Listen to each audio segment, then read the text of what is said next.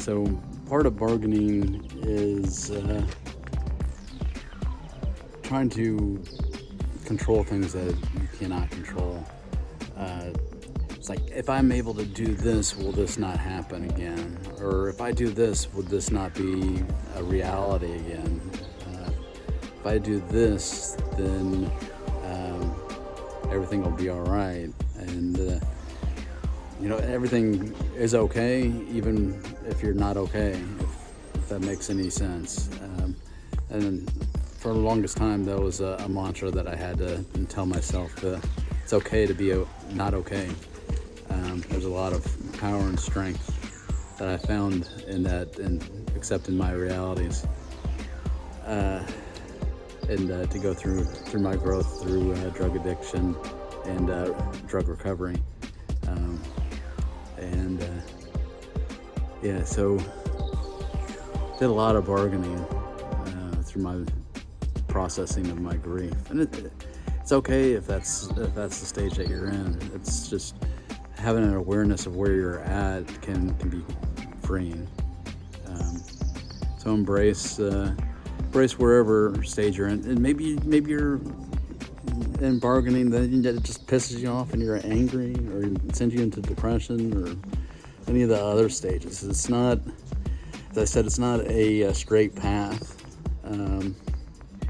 The whole grieving process, but it could be one thing one moment, another the next, one day completely different the next. So it's a journey walking through grief, but it's okay, and we can walk through this together.